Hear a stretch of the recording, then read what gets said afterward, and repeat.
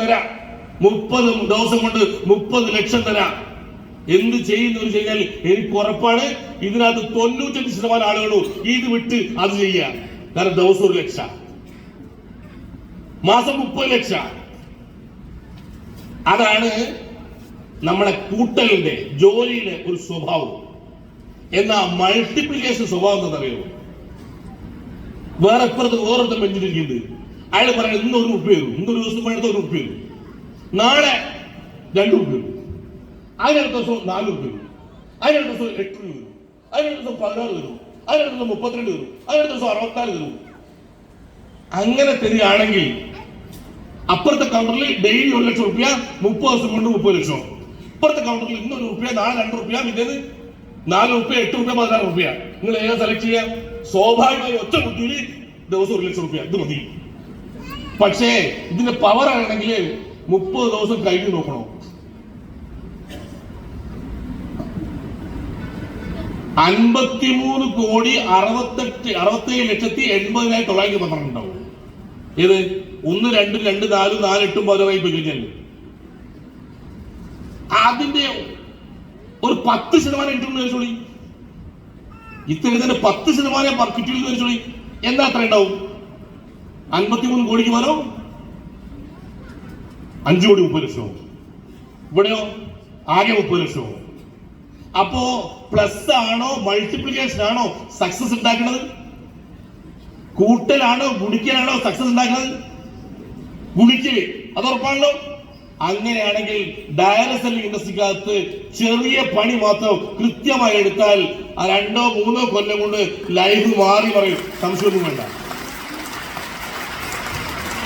കൂടെ വന്ന 1000 റുപ്യ ഒരു മാസം ഉണ്ടായിരുന്ന പണി ആത്മാർത്ഥമായി ചെയ്യുന്നത് പറ്റൂലേ? ഇതിനകത്ത് കയറി വന്നിട്ട് ഒരു മാസം പണിയെടുത്തിട്ട് 1000 റുപ്യ ഉണ്ടാക്കുന്നത് പറ്റൂലേ? ഒരു മാസം ഇന്നലെ കൂടെ വന്ന 2 ഒരു 1000 ഉണ്ടാക്കുന്നത് പറ്റൂലേ?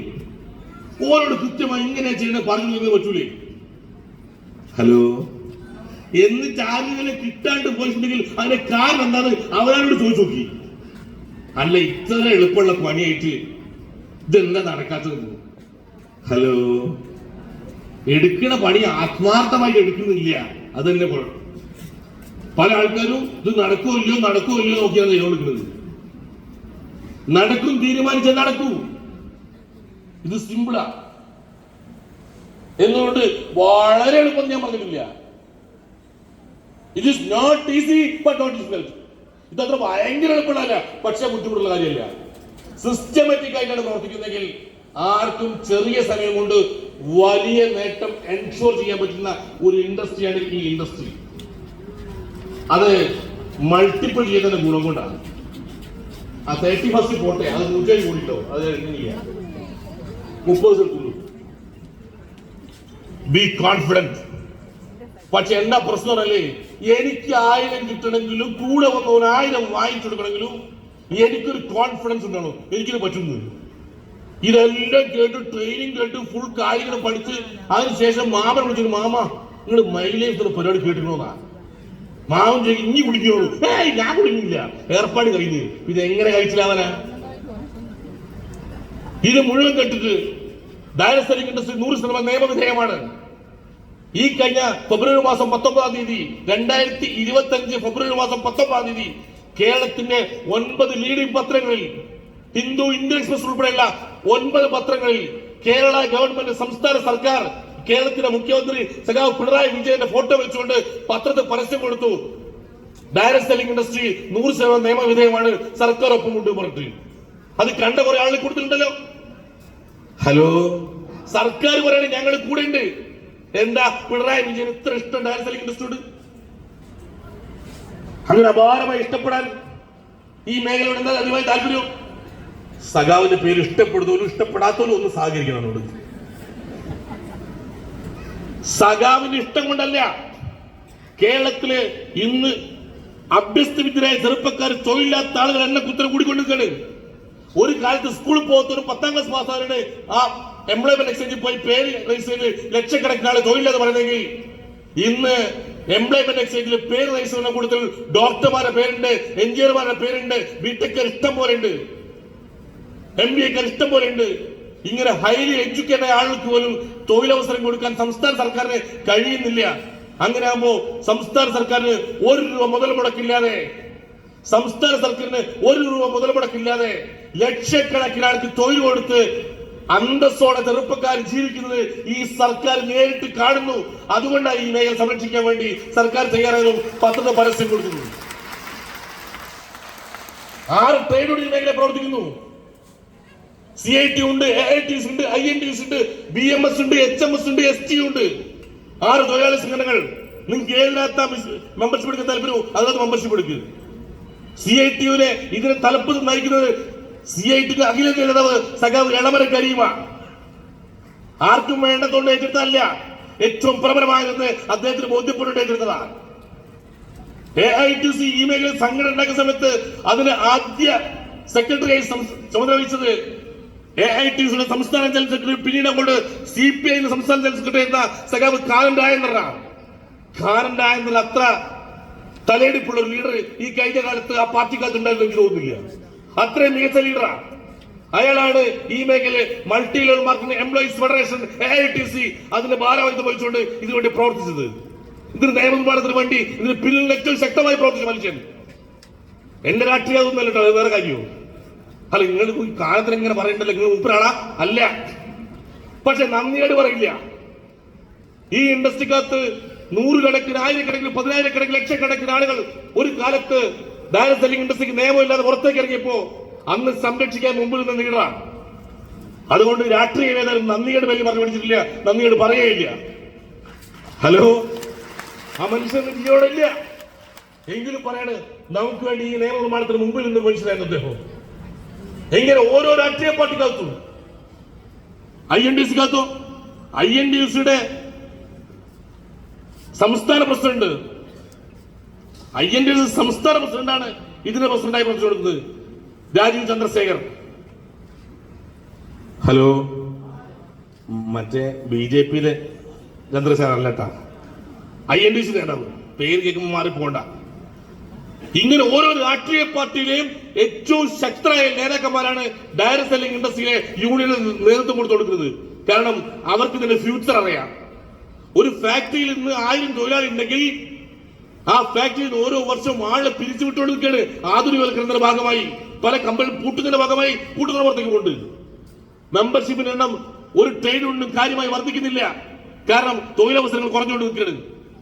ആ സമയത്ത് ഓരോ ദിവസവും 100 കണക്കിന്, 1000 കണക്കിന്, 10,000 കണക്കിന്, ലക്ഷക്കണക്കിന് ആളുകൾ കയറി വരുന്ന മേഖലയാണ് ഡയറക്ട് സെല്ലിംഗ്. മനസ്സിലായതുകൊണ്ട് തന്നെയാണ് ഈ നേതാക്കന്മാർ ഇതിന് തലപ്പത്ത് നിൽക്കുന്നത്. ഈ ട്രേഡ് യൂണിയനൊക്കെ തലപ്പത്ത് നിന്നുകൊണ്ട് നമ്മളെ നയിക്കുന്ന എല്ലാ രാഷ്ട്രീയ പാർട്ടിയെയും സംഘടനാ നേതാക്കന്മാരോട് കൃത്യമായി നന്ദി പറയാൻ ഈ സമയം ഞാൻ ഉപയോഗപ്പെടുത്തുകയാണ്. നമുക്ക് വേണ്ടി പ്രവർത്തിക്കുന്നുണ്ടല്ലോ, അവർ നെറ്റ്വർക്ക് ചെയ്യുന്നവരല്ല. എളമര കരീം നെറ്റ്വർക്ക് ചെയ്യുന്നില്ല, ചന്ദ്രശേഖരൻ നെറ്റ്വർക്ക് ചെയ്യുന്നില്ല, കാലന്റായർ നെറ്റ്വർക്ക് ചെയ്തിട്ടില്ല.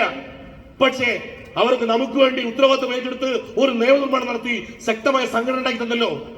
ഇത് നമ്മുടെ മുമ്പോട്ട് ഉണ്ടായാൽ മാത്രം മതിയല്ലോ. നിങ്ങളുടെ രാഷ്ട്രീയ വിശ്വാസങ്ങൾ ഏതാണോ അതനുസരിച്ച് നിങ്ങൾ മെമ്പർഷിപ്പ് കൊടുക്കും. ഈ മേഖല എല്ലാവരും മെമ്പർഷിപ്പ് എടുക്കണോ? ഹലോ, പല ആൾക്കാർക്ക് നമുക്ക് എന്തിനാ മെമ്പർഷിപ്പ്? ജോലികൾ ഏറ്റവും മികച്ച ജോലിയുള്ളതാണ് ഡോക്ടർ. കോഴിക്കോട് മെഡിക്കൽ കോളേജിൽ ഡോക്ടർ ഇന്ന് വന്ന് ജോയിൻ ചെയ്ത് കഴിഞ്ഞാൽ ആദ്യം എടുക്കുന്ന മെമ്പർഷിപ്പാ ഒരു യൂണിയനകത്ത്. എന്നിട്ട് ഏതെങ്കിലും ഒരു ഡോക്ടർ ആരെങ്കിലും തല്ലിയ നാളെ സംസ്ഥാന തലത്തിൽ പണിമുടക്കാം. നിങ്ങളെ 2000-ഓളം ജീവനക്കാരുള്ള ആ മറ്റേ സിവിൽ സ്റ്റേഷനിലേക്ക് പോയി കഴിഞ്ഞാൽ അവിടെ പ്യൂണ് മുതൽ അങ്ങോട്ട് ഗസ്റ്റ് റാങ്കിൽ ഇഷ്ടം പോലെ ആളുകളുണ്ട്. അവരെല്ലാം യൂണിയൻ മെമ്പർമാരാണ്. ഒരു പ്രശ്നം ഉണ്ടാവണോ ഓരോ യൂണിയൻ എന്താന്ന് പറയണമെങ്കിൽ? ഹലോ, ആകെ 10,000 രൂപ വരുമാനം കിട്ടുന്ന ചില ലാസ്റ്റ് ജീവനക്കാരില്ലേ, ഓർക്ക് ശരിക്കും സംഘടന വേണോ? ഓർക്ക് വേണമെന്നവർക്കറിയാം. പക്ഷേ മാസം 8,40,000 വാങ്ങുന്ന എനിക്ക് നിങ്ങൾക്ക് വേണമെന്ന് ഇപ്പോഴും ബോധ്യമായിട്ടില്ല. റോഡരികിൽ കാണുന്ന ഓട്ടോ ഡ്രൈവർമാരുടെ എന്തെങ്കിലും ഉടക്കുണ്ടായി കഴിഞ്ഞാൽ ഓന്റെ ഒരു സംഘടന, ഒരു രാഷ്ട്രീയം അപ്പം മനസ്സിലാക്കാം ഒരു ട്രേഡ് യൂണിയൻ എന്താന്നുള്ളത്. ബസ്സുകാർ വഴിയിൽ നിന്ന് 5 മിനിറ്റ് വൈകി മറ്റൊരാളെടുത്ത് പറഞ്ഞ് വഴി തടി ഉണ്ടാക്കുന്നതാണ്. ഒരു തമ്മിൽ പ്രശ്നമൊന്നുമില്ല. നിങ്ങളുടെ ഏതെങ്കിലും ഒരു കണ്ടൊക്കെ കുത്തുപിടിച്ച് നോക്കണം, അപ്പം നിങ്ങൾ പണി മുടക്കാം. ഓരോ സംഘടന എന്താ നിങ്ങൾ അറിയാം. ഇതേപോലെ ബെൻസും BMW ഓടിച്ചു പോകുന്നത് ഞാൻ നിങ്ങളൊക്കെ ഉണ്ടല്ലോ, നാളെ വാങ്ങണ്ടതല്ലേ? ആ വാങ്ങണ എനിക്കും നിങ്ങൾക്കും നിർബന്ധമായി മെമ്പർഷിപ്പ് വേണമെന്ന്. നമ്മളെ സംരക്ഷിക്കാൻ 6 ട്രേഡ് യൂണിയൻ വേലി കെട്ടി കൂടെ ഉണ്ട്. പിന്നെ നിങ്ങൾ സംശയിക്കണമെന്നില്ല. അത്രയും ആളുകൾ സംരക്ഷിക്കാനുള്ളപ്പോ എന്തിനു നിങ്ങൾ കോൺഫിഡൻസ് പറയുന്നത്? ഇനി കച്ചവടം നൽകി മുടക്കുന്ന പൈസയ്ക്ക് മൂല്യമുള്ള ഉൽപ്പന്നം കൊടുത്ത് മാന്യമായ ലാഭം എടുത്ത് ജീവിക്കുന്ന ഞാൻ നിങ്ങളും ആഴമിലെതിരെ തലമുടിക്കുന്നത്. ഇനിയും കുടുങ്ങി നോക്കുമ്പോ ഇല്ല എന്തിനാ പറയണേ? നിങ്ങള് തിരിച്ചു നോക്കണ്ടേ? എന്താ കുടുങ്ങുന്നത്? നിങ്ങൾ എന്താ മനസ്സിലാക്കി വെച്ചത്? ഇത് എന്താ കുടുങ്ങാണത്? മുടക്കുന്ന പൈസ നല്ല ഉൽപ്പന്നമല്ലേ? എവിടെ പറ്റിക്കപ്പെടുന്നത്? വാങ്ങി വിറ്റാൽ ലാഭമല്ലേ? കച്ചവടക്കാരന്റെ ലാഭം കിട്ടില്ലേ? ആളുകൾ ഇൻട്രോഡ്യൂസ് ചെയ്ത് കമ്പനി ടേൺ ഓവർ വർദ്ധിപ്പിച്ചാൽ തത്തുല്യമായി ഒരുപാട് കമ്പനി തരും. എന്ത് തെറ്റാണുള്ളത്? ചോദിക്കണം തിരിച്ചു. ഹലോ, എനിക്ക് മാത്രമേ ഈ ആവേശമുള്ളൂ. ഇത് ചോദിക്കണ്ടേ? അത് ചോദിക്കാൻ നാക്ക് പുറത്തിടണ്ടേ? ഇത് ചോദിക്കുന്ന തലകുലിച്ച് കൊടുക്കാം നമ്മള്. ഹലോ, അങ്ങനെ ചോദിക്കുമ്പോൾ തലകുലിക്കുകയാണെങ്കിൽ അതിനേ സമയം ഉണ്ടാവുള്ളൂ. പകരം ചോദിച്ചോ തലകുലിക്കണം, പറഞ്ഞ് മനസ്സിലാക്കി കൊടുക്കണം, അതിനുള്ള കോൺഫിഡൻസ് വേണം. അതൊക്കെ ഇപ്പൊ എനിക്കുണ്ട മാമ, അതെനിക്കറിയില്ല. ഉണ്ടെന്ന് സ്വയം തോന്നി ഉണ്ടാവും. ഇതാ പൂച്ച കണ്ണാടി പൂച്ചയ്ക്ക് തോന്നുക ഞാനൊരു സിംഹമാണെന്ന്. ഇന്നലെ വരെ ഞാൻ നിങ്ങൾ എന്തോ ആയിക്കോട്ടെ അവരെ കണ്ണാടി നോക്കി പറയും ഒരു ഓപ്പർച്യൂണിറ്റി ഒരു പുലി അങ്ങനെ സ്വയം പറയും. അതിന് പകരം ഈ മേഖലയെ കുറിച്ച് നന്നായി മനസ്സിലാക്കാൻ പഠിക്കുകയും ചെയ്തിട്ട് ഇത് 100% ലീഗലാണ്, ഞാനൊരു പുലിയാണെന്ന് മനസ്സിലാക്കിയതിനു ശേഷം ആൾക്കാർ കാണുമ്പോ പൂച്ചയെ പോലെ പെരുമാറുന്ന പോലെ ആളാ നമുക്കുള്ളത്. ഹലോ, പുലി ഏതാ പൂച്ച തിരിച്ചറിയുന്നില്ല. ഹലോ, പുലിനെ പൂച്ചനെ തിരിച്ചറിയാൻ ഞാൻ ഒരു കഥ പറഞ്ഞതാ. അതായത് പണ്ട് പൂച്ചകളുടെ ഒരു മത്സരം നടന്നുകൊണ്ടിരുന്നത്. പൂച്ചകളുടെ ഗുസ്തി മത്സരം നടക്കുന്നത്. എല്ലാ രാജ്യത്തും പൂച്ചകൾ വന്നിട്ടുണ്ട്. പൂച്ചകൾ പൊരിഞ്ഞടിയാണ്. ഓരോ പൂച്ചയും തോൽപ്പിക്കുന്ന ഓരോ രാജ്യങ്ങളും ജയിച്ചുകൊണ്ടിരിക്കുന്നത്. അവസാനം നോക്കുമ്പോ ഈ ലോകത്തെ ഏറ്റവും വലിയ സമ്പന്ന രാഷ്ട്രമായിട്ടുള്ള അമേരിക്കയിൽ വന്നിട്ടുള്ള ഒരു തടിച്ചു കൊഴുത്ത പൂച്ച, ലോകത്തെ ഏറ്റവും വലിയ പട്ടിണി കിടക്കുന്ന സൊമാലിയിൽ വന്നിട്ടുള്ള ഒരു മെലിഞ്ഞ പൂച്ച, ഇവൻ രണ്ടാണ് അവസാനത്തെ റൗണ്ടിൽ. ഒരു 50 അടിയിലും ഒരു തിരേ മെലിഞ്ഞും. അമേരിക്ക ജയിക്കുന്ന എല്ലാവരും ഉറപ്പിച്ച്. പക്ഷെ കാണുന്ന കാഴ്ച സോമാലിലെ പൂച്ച വന്നിട്ട് അമേരിക്കൻ പൂച്ച എടുത്ത് 2 കറക്കൽ 2 ഏറുക. മറ്റേ പൂച്ച ഓടി രക്ഷപ്പെട്ട്. അപ്പോ സോമാലിലെ പൂച്ച ജയിച്ചു. ഇത്രയും ദരിദ്രമായ രാജ്യത്ത് വന്നിട്ട് ഈ പട്ടിണി കിടക്കുന്ന പൂച്ചയെ നീ എങ്ങനെയാണ് അമേരിക്കന്റെ പൂച്ചയെ തോൽപ്പിച്ചത്? ആ പൂച്ച പറയണേ ഞാൻ പൂച്ചയല്ല പുലിയാണ്, പട്ടിണി കിടന്നെങ്കിൽ ആയിപ്പോയതാണ്. ഹലോ, അത് പുലിയായി പോലെ പട്ടിണി കിടന്നെങ്കിൽ ആയിപ്പോയതാണ്. ഹലോ, അങ്ങനെ കുറെ പുലികൾ പട്ടിണി കിടന്ന നാടായി നാട്. ഓരോ കൊണ്ടുവന്ന് യഥാർത്ഥ പുലികളാണ് തെളിയിക്കുന്ന ഉത്തരവാദിത്വം എനിക്ക് നിൽക്കൊണ്ട് കൈപിടിച്ച് കൊണ്ടേങ്ങള് അതിന് തീറ്റ ഞങ്ങൾ കൊടുത്തോളാം, ഓരോ കോൺഫിഡൻസ് ഞങ്ങൾ കൊടുത്തോളാം. നമ്മളൊന്ന് പിടിച്ചു കൊണ്ടാൽ കപ്പാസിറ്റി ഉള്ള ആളുകളെ, ജീവിതത്തിൽ രക്ഷപ്പെടാൻ ആഗ്രഹിച്ച് ഓടുന്നവരെ നിങ്ങൾ കൊണ്ട് കൊണ്ടുപോവാ, നമുക്ക് സക്സസ് ആയി കൊടുക്കാം. അപ്പുറത്തേക്ക് 2 ചെറുപ്പക്കാരെ കണ്ട ഒരു ഷെഡിന് മുമ്പിൽ ഒരു രാജ്യം തകർന്നപ്പോ 2 പേരും സിഗരറ്റ് വലിച്ചോണ്ട് സംസാരിച്ചോണ്ട് നിൽക്കുകയാണ്. നമ്മുടെ രാജ്യത്തിന്റെ അവസ്ഥ ഭയങ്കര ദയനീയാണ്. റെസഷൻ മൂലം രാജ്യം തകർന്നുകൊണ്ട് നിൽക്കുകയാണ്. അമേരിക്ക എന്ന് പറഞ്ഞ ഏറ്റവും വലിയ സാമ്പത്തിക ശക്തി, ലോകത്തെ ഏറ്റവും വലിയ സാമ്പത്തിക ശക്തി സാമ്പത്തികമായി തകർത്തരിപ്പണമാണ്. ബാങ്കുകൾ പൂട്ടിപ്പോകുന്നു. ഇതിനു വേണ്ടി ആദ്യമായി തെരുവിലേക്ക് ഇറങ്ങുന്നു. 2007, 2008, 2009 കാലഘട്ടം. ഷെയറൊക്കെ ഇടിഞ്ഞു പോയത് നിങ്ങൾക്ക് ഓർമ്മയുണ്ടാവും. അങ്ങനത്തെ ഒരു കാലഘട്ടം. ആ സമയത്ത് 2 ചെറുപ്പക്കാര് ഒരു ഷെഡിന് മുമ്പിൽ നിന്നിട്ട് പരസ്പരം സംസാരിക്കാണ്, ഇതൊരു പരിഹാരം ഉണ്ടാക്കണം. പരിഹാരം ഉണ്ടാവും. ചെയ്യുന്നത് ശരിയാണെങ്കിൽ ആളുകൾ നമ്മൾ കൂടെ നിൽക്കൂ. കറുത്തവർക്കാരനെ വാങ്ങുകയും വിൽക്കുകയും ചെയ്യുന്ന ചരിത്രമുള്ള അമേരിക്ക എന്ന രാജ്യത്ത് 2 കറുത്തവർ